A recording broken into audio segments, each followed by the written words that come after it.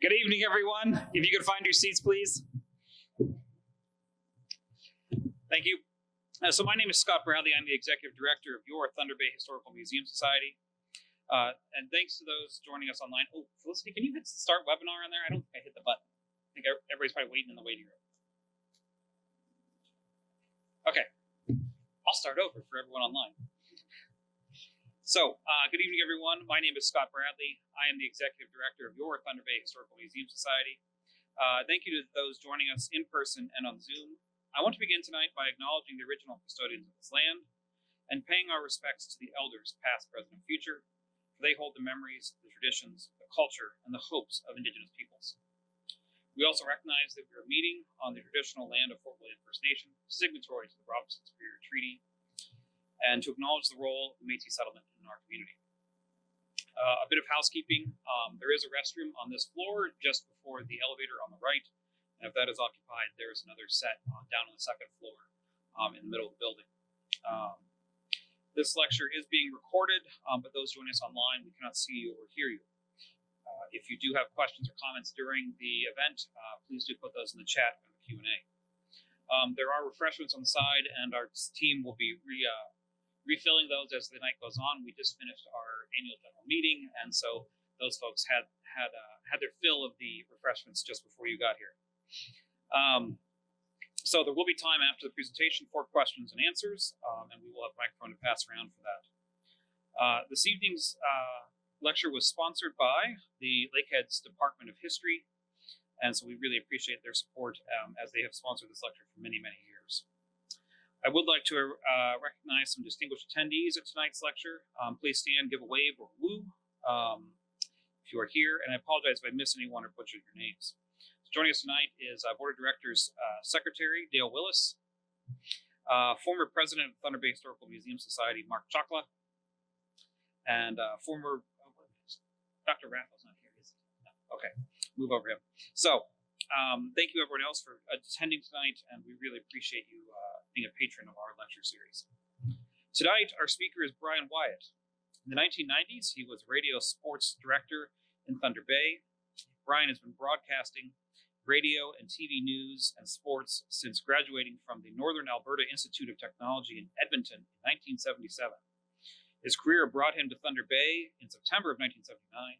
He is currently radio news and sports director for 91.5 CKPR and Rock 94 under Google Media. Please give a warm welcome to Bryan Wyatt.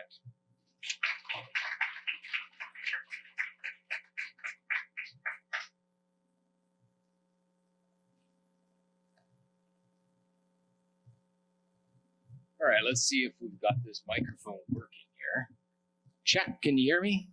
Everybody can hear me in the back. Okay. Well, thank you very much for that introduction, Scott. That's very nice. As you said, I've been working in broadcasting for a long time. About a year ago, though, Scott and I ended up having a chat after one of the lectures that I came to attend here, and I quite enjoyed. And I just, we started talking about sports in Thunder Bay, and I kind of offered up, well, maybe I could do a lecture about something about sports.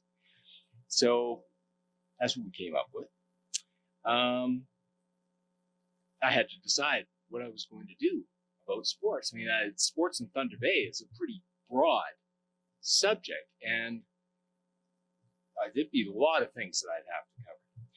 So I've been fortunate to have been associated with the Northwestern Ontario Sports Hall of Fame and Museum, which is just across the way, and the old, very old, I guess, premises of the Thunder Bay Historical Museum. And I've been associated with the hall for many years. Some of the photos I'm going to show you tonight are from there. I've also been the hall's induction ceremony voice for about 20 years now. I narrate the historic videos used in the induction ceremony, something I really enjoy doing.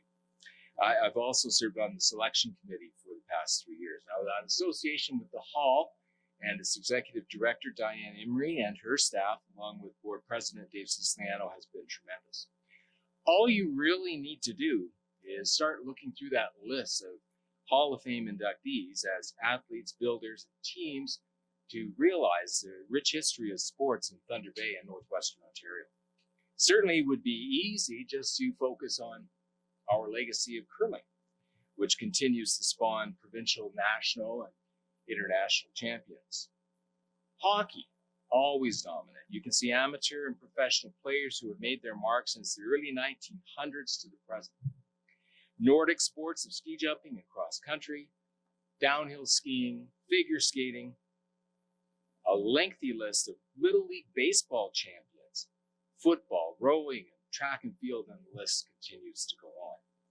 There are also many times over the years, especially since I am doing what I do, broadcasting, that the vector between sports and news coverage, well, they connect. And I'm talking about the major events that are put on, because many times there are good news stories that we have out of those, like economic benefits to the city, legacy that was left from some of the events. The Scotties Tournament of Hearts, which was held just recently, latest in a long list of major events that have been hosted here. Those events that stand out in my mind, 1981 Canada Summer Games, well, of course, brought us to the Canada Games Complex. 1995, the Nordic World Ski Championships. Unfortunately, it turned out to be kind of like the dying end of Nordic, high-level Nordic sports here because of what happened with Big Thunder. But for years in the 80s and 90s, we enjoyed seeing world-caliber ski jumping and also cross-country skiing in Thunder Bay. The 1996 Scotties, which was another very successful event, the 1998 World Junior Curling Championships, which were held out at the Tournament Center, 2 World Junior Baseball Championships over the last number of years, and also a World Women's Championship. And that list of events and many others happened due to the hard work, dedication by armies of volunteers, and that volunteerism also really prominent in other major events during the year, again showing the importance of sport in our communities.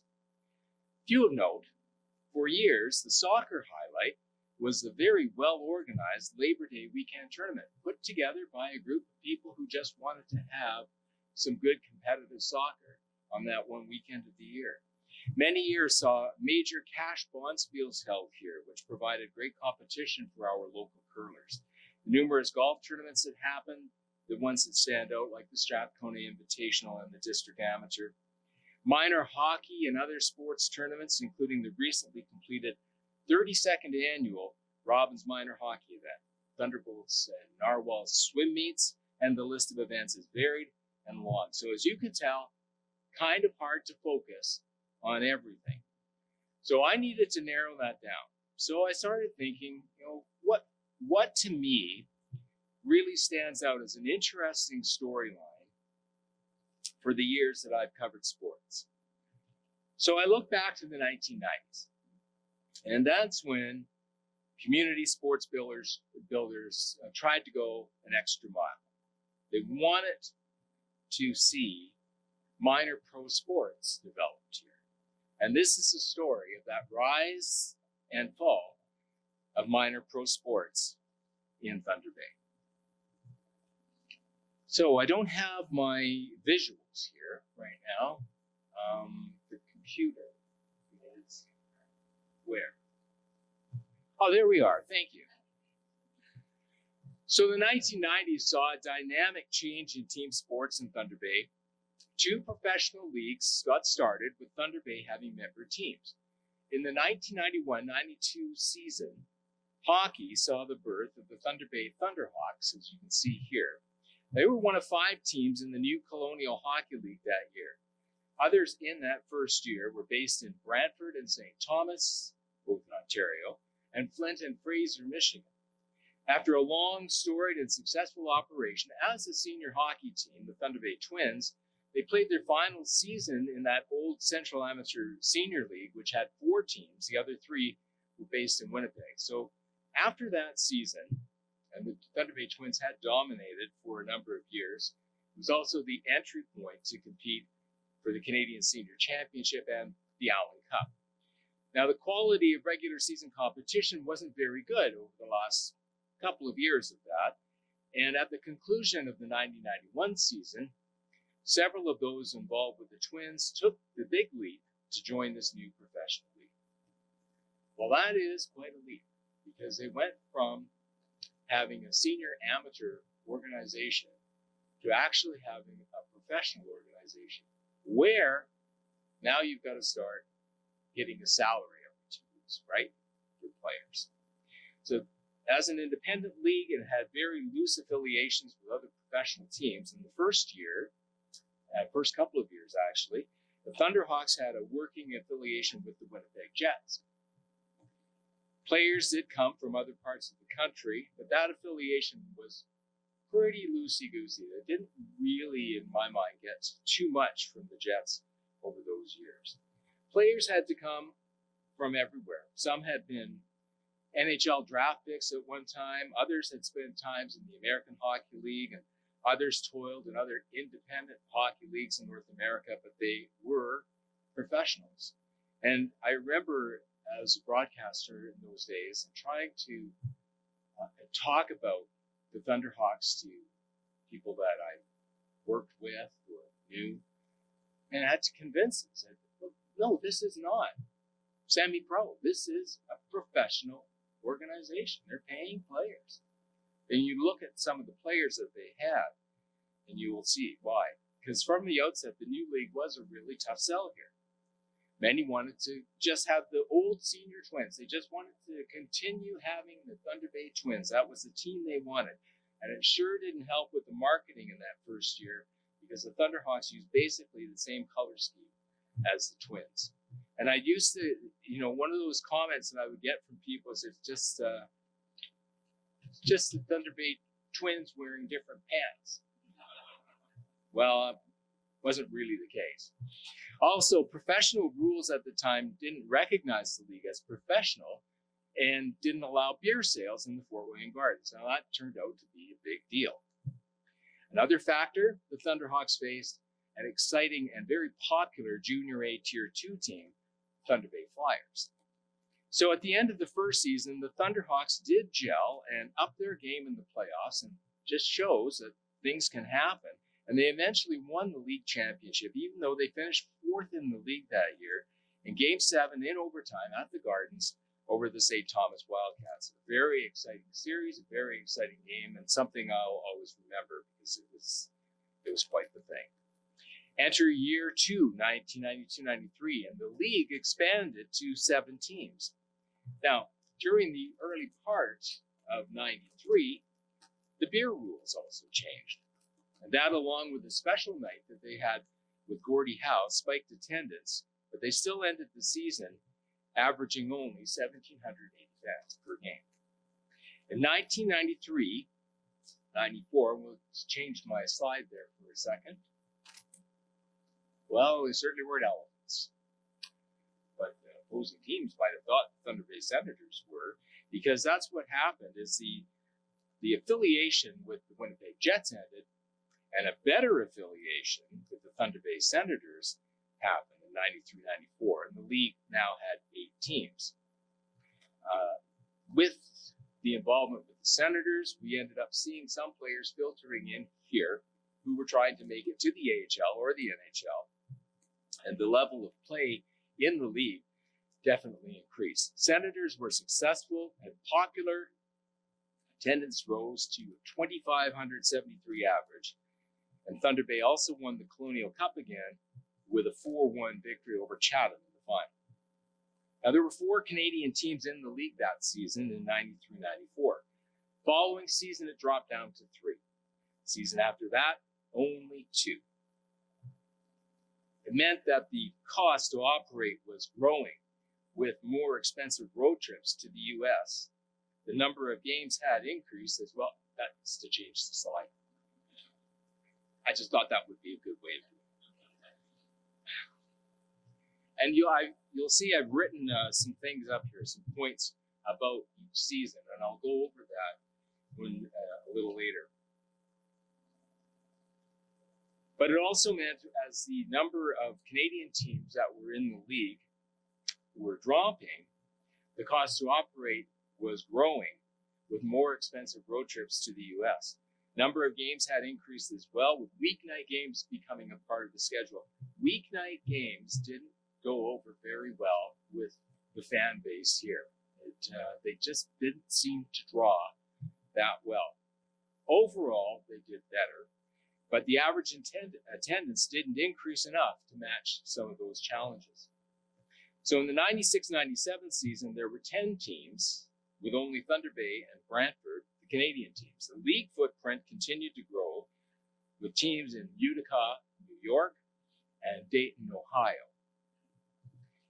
In 1997-98, the small 5-team Colonial League was well no more. It had become the 10-team United Hockey League, and it was playing a 74-game schedule, and it would also be the last with 2 Canadian teams.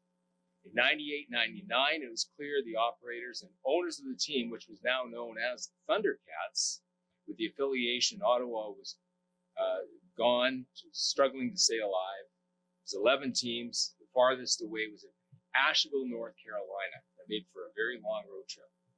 The impact of the dollar had a significant impact. According to Bank of Canada records, the dollar was valued at 89.3 cents in November 1991, the first season of the Thunderhawks, and it declined steadily. And by the time the team had won its first championship in the spring of 92, it was at 85. Continuing into 95, it sat at 74. By the time the team finally was sold and moved, it had dropped to 69. That's a drop of nearly 20 cents on the dollar since the franchise began. It had an impact on player salaries, travel, and accommodation costs, as well as league operating fees. According to the ownership group, in the last couple of years, it made the margins razor thin for operating. They said the team would have to average close to sellout levels, and average attendance in the last year was at 2,100, which had dropped from a high at 2,573 in the 93-94 season. The Thunder Bay Pro Hockey Organization had on-ice success, starting with its Colonial Cup win in the first season. The work of tireless general manager Gary Cook kept on delivering competitive teams. Thunder Bay Senators won the league championship in 93-94, 94-95 by beating Chatham and Muskegon, respectively. Came up short in the 95-96 final, losing to Flint. Teams had good players and colorful characters, that's for sure. The original titles team saw former Maple Leafs draft pick Cam Pont. He was on the blue line. Another NHL draft pick defenseman, Mike Berger, was the captain. There's also Bryan Wells, who was just a tough fan favorite type player from Western Canada with a good major junior career, and that's been several years in the minors. First year also saw that Tom Warden ended up with Thunder Bay on that team, although he didn't get to play in the cup clinching game, as we've talked about many times, because he was serving out a suspension.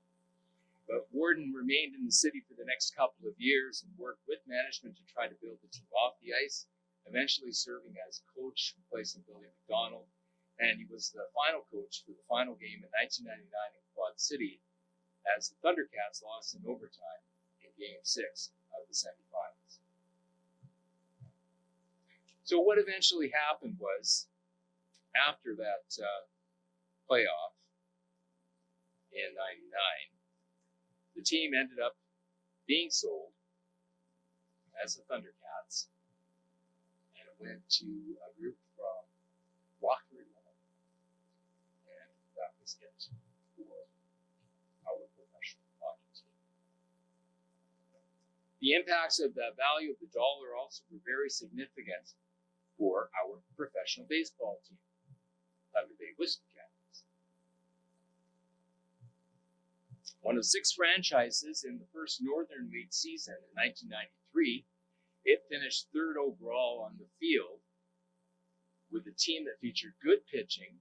Well, that was the, just go back to that one, please, Scott. That was the final game that the Thundercats played when they lost in Quad City. I was there for that and called that game on the radio. And it was quite a trip, a long trip. I'll tell you, taking a bus all the way to Quad City is a long way. I didn't realize it. All right, now we'll go to the Whiskey Jacks. So the Whiskey Jacks were one of 6 franchises in the first Northern League season in 1993, finished 3rd overall on the field with a team that featured good pitching, allowing the lowest number of runs and the top earned run average in the 36-35 season. The team also benefited in that first year from the success of the Toronto Blue Jays, which won the 92-93 World Series, and the excitement of that championship team countrywide was substantial, with baseball reaching a very high popularity over those 2 seasons.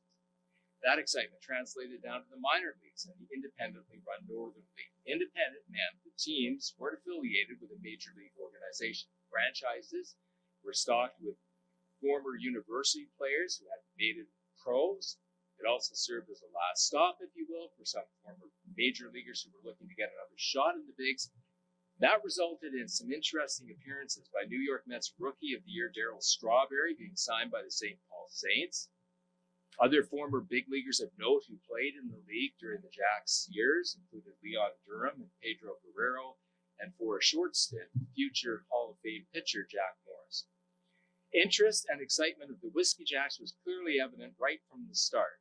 A crowd came out that was so large on opening night in the Port Arthur Stadium that the overflow of fans were seated inside the outfield fences on the grass of the diamond.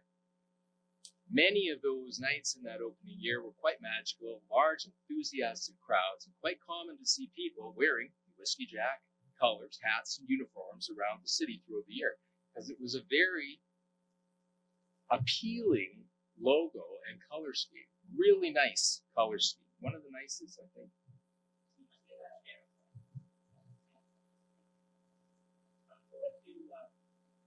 Play something, if you will, just to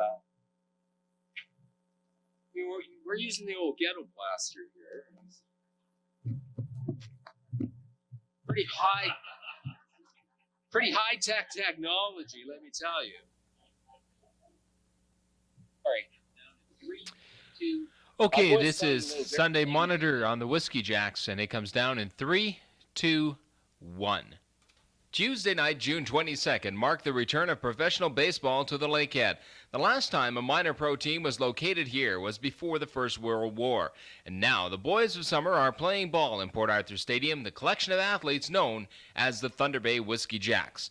There was no shortage of fan interest for the team's Northern League home opener against the Sioux Falls Canaries. Despite 6 straight opening losses on the road, 6,255 fans filled the Port Arthur Stadium. In fact, there were so many in attendance that the overflow was allowed to sit on the left field warning track inside the fence, and they cheered very loudly when the team was introduced. Your Thunder Bay Whiskey Jacks.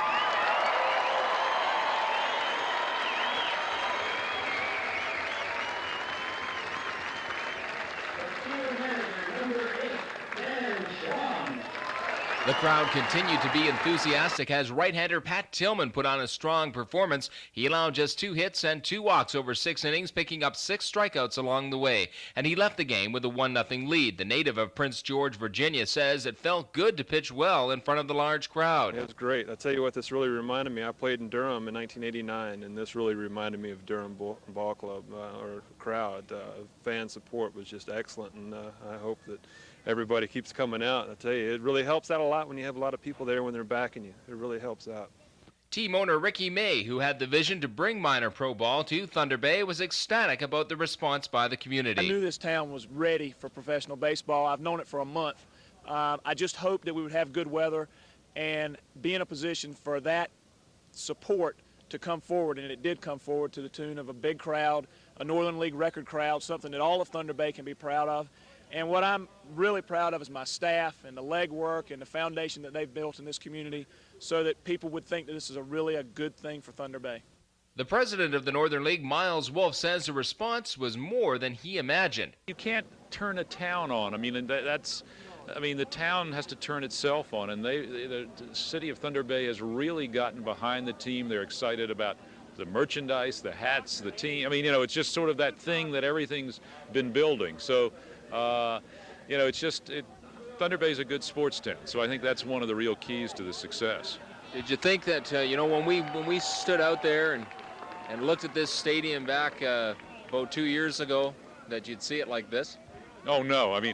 This city has done just phenomenal job in getting this stadium in shape. I mean, the core was here, but you hope over 2-3 years to build it up. Just with the box seats that are in now, the paint job, the adding the bleachers down the line, it's really a nice ballpark now. The revitalized Northern League, with 5 teams in the U.S. as well as Thunder Bay, also made its way to a TSN Blue Jays telecast. Commentator Buck Martinez says he just loves the Whiskey Jacks hat, its color and logo, and he also says it's good to see another pro ball team located in Canada. To have a community rally around an organization like the Thunder Bay Whiskey Jacks, I think is a very strong asset to a city. And I know that Thunder Bay is going to have a great summer with this Northern League baseball. The Jacks won their opener against Sioux Falls 1-0. Tillman got credit for the win. Reliever John Gilligan notched the save, the only run scored as Ken Arnold walked with the bases loaded. And manager Dan Schwam says the bullpen did its job to get the home opener. Started getting in the 6th. We got Ramola, we got Gilligan.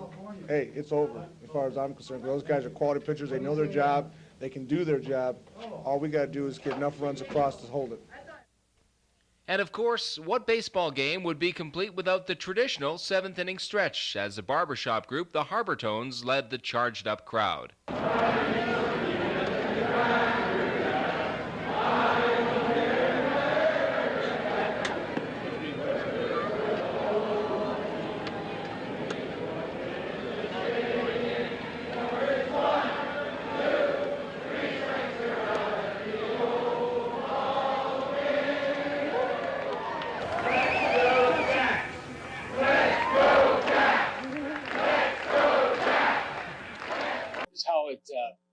Was like that first night with the Whiskey Jacks, and then it continued that way during the summer. It was unbelievable, the attendance in that first year. Every night was almost a sellout, it seemed.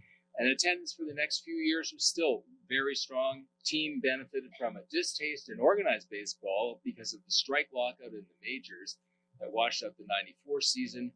The Jays were shooting for a 3rd straight title, and also led to the eventual demise of the Montreal Expos, who had a team in 1994 that was stacked with talent and considered by many a significant contender to be a world champion. Unfortunately, though, the Jacks were not able to field a winning team. They remained interesting and competitive. Colorful players such as catcher Pete Cool, who turned into a prodigious home run hitter. Jacks were owned by American Ricky May in the first few seasons. Eventually, another U.S. group fronted by Bill Terlecki purchased the franchise. A further hampering, though, to its success happened in its final year of operation, 1998. Strike by unionized public workers in the city resulted in a picket line at the stadium which wouldn't be crossed, and a shift by the owners was to play some of its home games in the U.S., and that turned out to be the only one which the team qualified for the postseason. Fell 3-2 in the semifinals that year to the St. Paul Saints.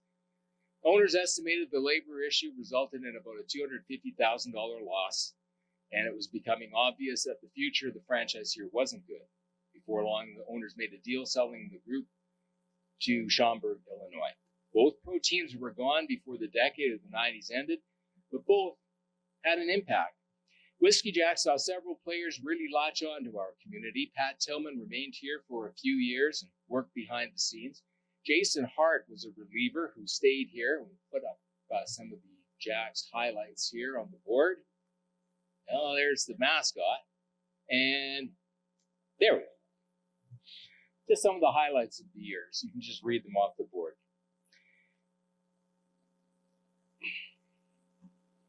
And Jason Hart, anyway, he was a reliever who stayed here and eventually went on to develop a rep-style team of young players who worked to develop youth baseball. Players on the pro hockey team had a significance too. Mel Angelstad, a fan favorite from the first day he arrived, because he was kind of a rough guy. That's putting it mildly. He continued on playing in the minor pros for some time and eventually played for a few games in the NHL. Tom Warden made Thunder Bay his home. He became the athletics director at Lakehead University and a major part of developing the Thunderwolves hockey organization. He also made an impact on other varsity-level sports at the university and the capital improvements made in athletics during his tenure. Jason Disher, a defenseman in the last few years, became an OPP officer. He's also given his time and expertise in minor hockey in the community. Jason Firth, a high-scoring forward who was exceptionally exciting to watch, stayed here, developing a career and helping in minor hockey as well. Others who made a big imprint on the hockey scene included Barry McKinley, Derek Landmesser, Todd Howard, Vern Ray, and David Paxton, who played on the blue line before focusing on his firefighting career and now serves as Thunder Bay's fire chief. A couple of years after the end of the pro hockey team, the Junior Flyers had the same fate. The footprint in the USHL grew larger, costs became higher, franchise was sold to an American investor, and eventually moved to the Chicago area. Then, after a year without a higher level brand of hockey, came the birth of the Lakehead University Thunderwolves, and I believe one of the main reasons for its early success was the impact of the absence of both the pro and junior Flyers. It also had a competitive game with top OUA team Trois-Rivières, and that was the first time fans saw them on Gardens Ice. At the same time, the Thunderwolves were formed and started competition in the OUA. The new Tier 2 Junior Superior International League hit the ice. It too suffered from the popularity of the university game and struggled in growing a strong fan base. But overall, I think the lessons learned from the fate of the pro team were that having to meet a payroll along with the increased cost of competing in the U.S. were just too large a financial hurdle to sustain economic viability. So since the end of the pro teams, we also saw the birth of Thunder Bay Chill Soccer. It had its growing pains, but eventually led to a championship team. Chill also pushed the envelope in youth soccer and developing skills. The Whiskey Jack Northern League void eventually filled by the college-based Northwoods League and the birth of the Thunder Bay Border Cats. The team has also had to deal with the cost of playing in the U.S., but without a burden of trying to meet a player payroll. The league uses college-eligible players only, and it's an entertaining brand of baseball, even though it may not have the thunder of the previous Northern League overall. There have been scores of players in this league who have gone on to exceptional major league careers, including Cy Young winners Chris Sale, Max Scherzer, and others such as Pete Alonso, Ben Zobrist, and Curtis Granderson. Much to cover in sports and sports news in our community. Always seems to be something around the corner coming. I want to thank the museum staff for helping make my job easier to present in some detail the story of our former pro hockey and baseball teams. Hope you found it enlightening and enjoyed the evening. Thanks for coming.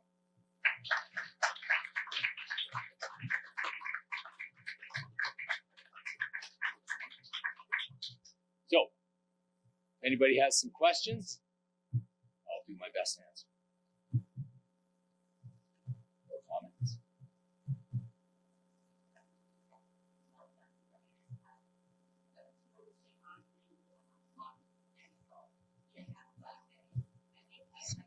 Yeah.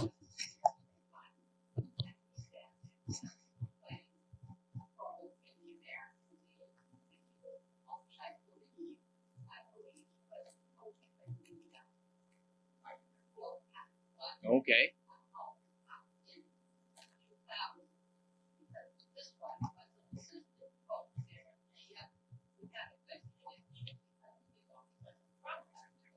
Yeah.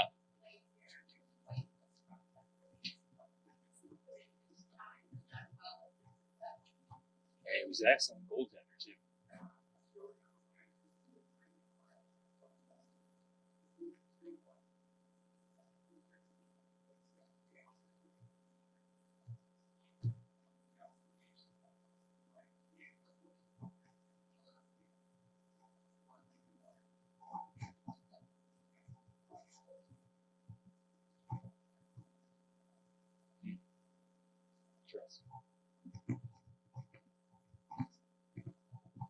Players in the sense of they would compensate in any way. Well, that's right.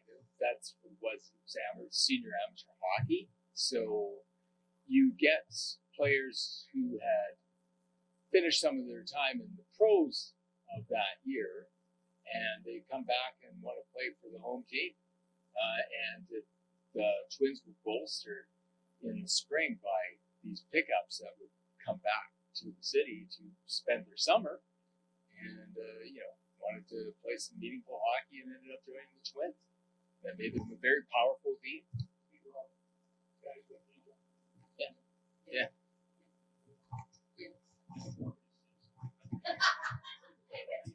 I think think that's probably a bad idea, but no.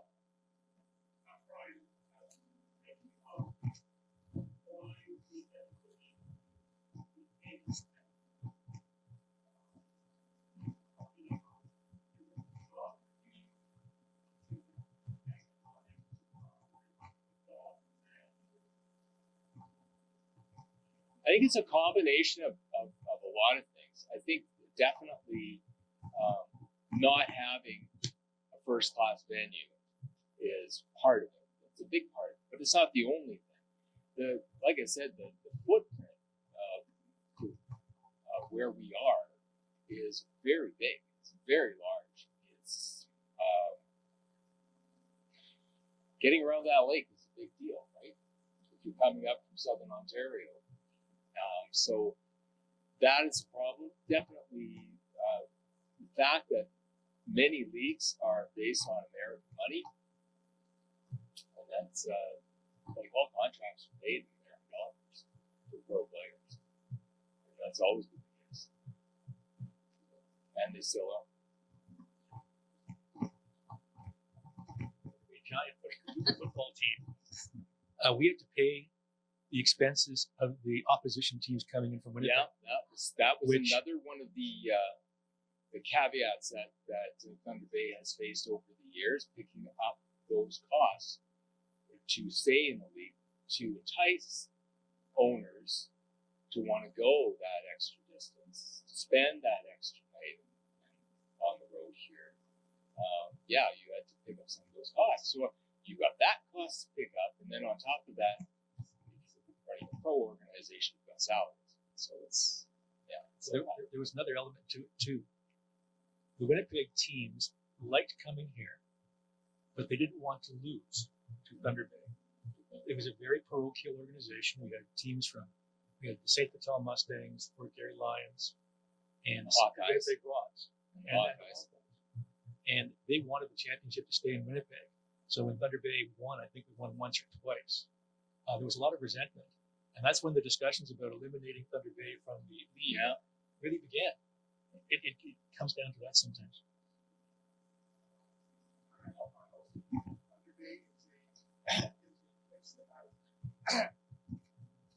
It's a winning team. Well, when they're winning, they're here. Yeah. The place is jammed. I remember coming home one time and watching the building was packed for one of the games. And then as they gradually get less wins, well, it kind of backs off. And anyone that's really been that successful and stayed that long has been LU. They're still getting 25 to 2,700 fans now, and their program hasn't done very well in the last. I should know that I was coaching for 6 months, so didn't do very well. So I really think it has to do with winning.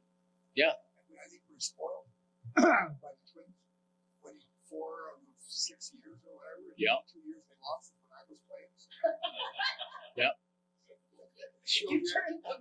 They won for your brother coaching. But anyway, I think as long as we're winning, and like I said, LU did well again this year, and we got way more fans. I don't understand why we went up to 2,800 fans, but maybe because they're getting used to it and they're playing well and they see progress because they're getting pretty good. 4 or 5 years ago, they weren't very good. You used to watch the games. I watch them now, and they're a pretty good team. They move hard. Yeah. What's the name of it? Yeah, I agree with you to those comments, Mike. But I would counter that saying like every community wants a winner. I mean, I don't know if that feeling then exists in other communities the same as it is here. It may very well, probably does, but we don't talk about that because that's not what we're focused on. But I think you raised a good point about being spoiled by the success of the organization of the Twins and being as successful as it was. Question from me. Was that hockey team out of Dayton, Ohio, was that the Bombers? Yes. Okay. I'm originally from Dayton, and they were known as great fighters and not great players. Yes. Yeah, they moved. They had a franchise in the International League for years, and eventually the International League changed over its course as well. And then Dayton, I guess, found themselves on the way out, and they ended up joining the United League at that time. So, yeah, I think you're right. Mm-hmm. Excellent. Yes. There's two people sitting here. We didn't bring our medals with us, but we bought the first 2 season passes to the Whiskey Jacks. Oh, very cool. That's nice. That's really neat.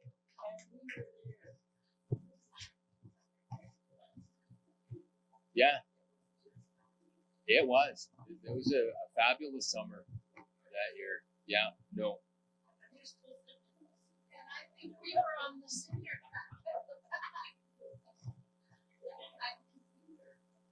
I was in the press box, so I just watched it from there. Yeah.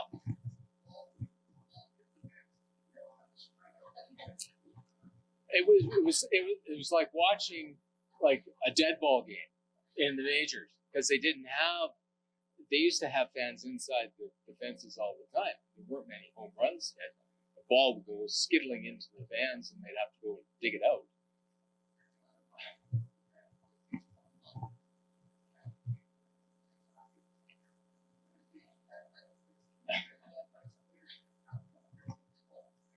Yeah, that's for sure. Yes.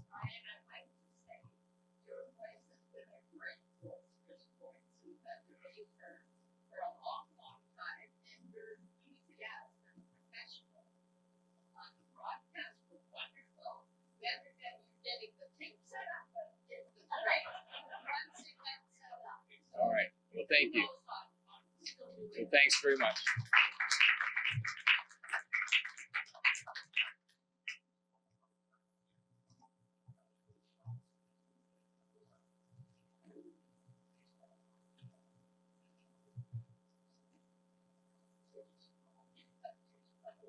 Mm-hmm.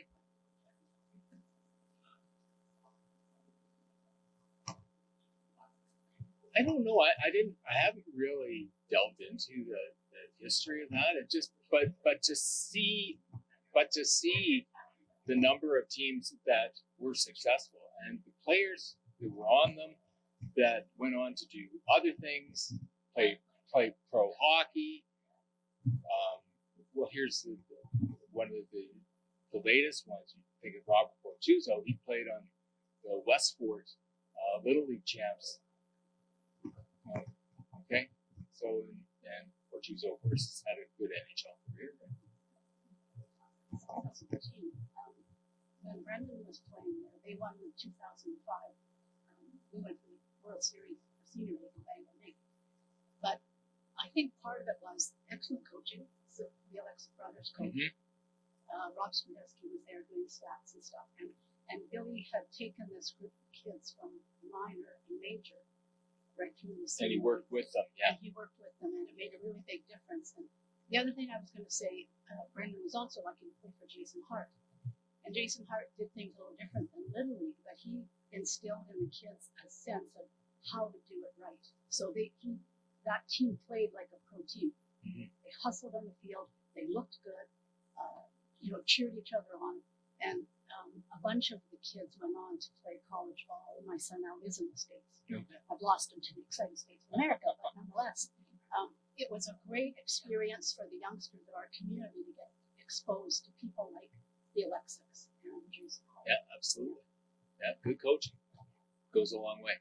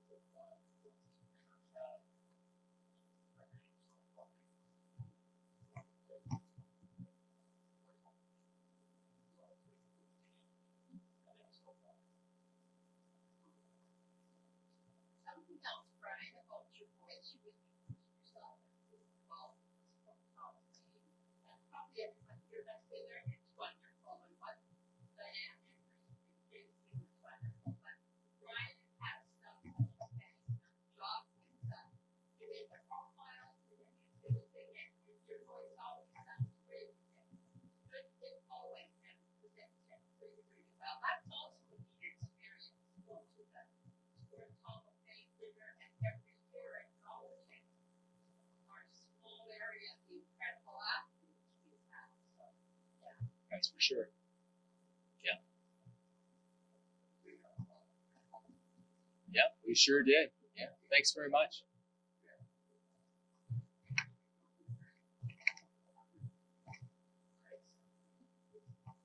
Yeah, we did. Lots of different ways. Thanks very much for your comments. That's really, really nice. It's kind of a little bit, yeah. Anyway, I hope you enjoyed it. And if you have any questions, please ask me. Thanks.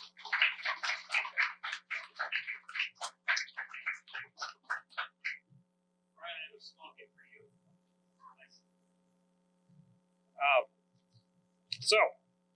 In closing, because I'm keeping you from refreshments and more conversation, just a reminder to visit our gift shop on your way out of the building. And if you enjoyed tonight's presentation and you are not a member of the society, think about making that membership purchase. It's $45 for families and $30 for individuals. Oh, okay.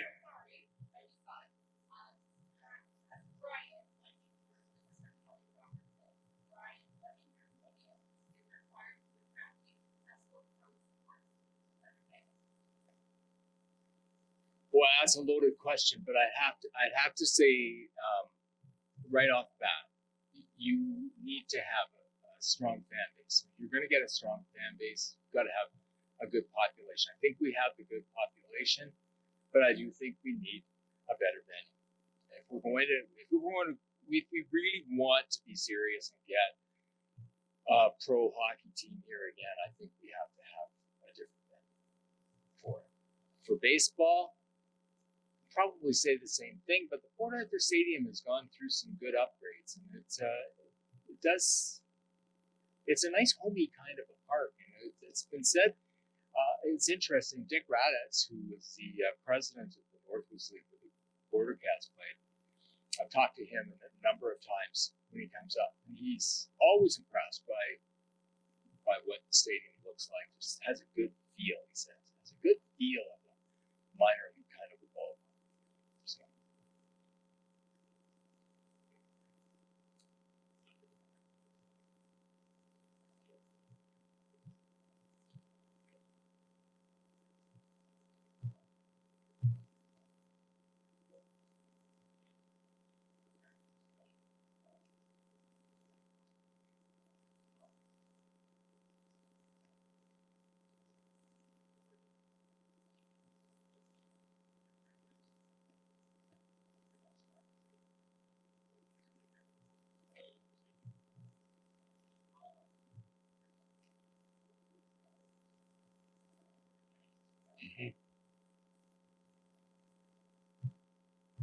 Okay. All right. Okay. All right. Resuming the closing remarks. Do look at our upcoming events calendar. This Thursday, the 27th, in partnership with the Canadian International Council Thunder Bay branch, and co-sponsored by Lakehead University's Department of History, we are hosting a lecture by Dr. Adam Chapnick on Canada Alone, a history of Canadian foreign policy. So fairly timely and probably should be fairly interesting considering all the news flying around. Also, this coming Sunday on the 30th of March, we're hosting a scrapbooking workshop with Catherine Mockery. So if you're something you want to learn more about, please do check that out. And as was mentioned earlier, our Taste of History dinner may only have one seat left in it or might be sold out. It's kind of fluid at the moment, but keep an eye on that if you want to look for a ticket. Otherwise, get a hold of Felicity at the front desk during our normal business hours. She can help you out with that. And we're going to be hosting some more exciting events this spring, but more those announcements to come. So finally, Thank you to our sponsor, Lakehead University Department of History, to our corporate members, Thunder Bay Pulp and Paper, Equipment World, Woodland Heritage, and Woodland Heritage Northwest. Also, thank you to the museum staff, Felicity for helping with technology, Michael taking care of refreshments and hospitality tonight, and Dawn Gillums for working the front desk tonight. So please do take advantage of the refreshments and enjoy each other's company and conversation, and have a great rest of your night.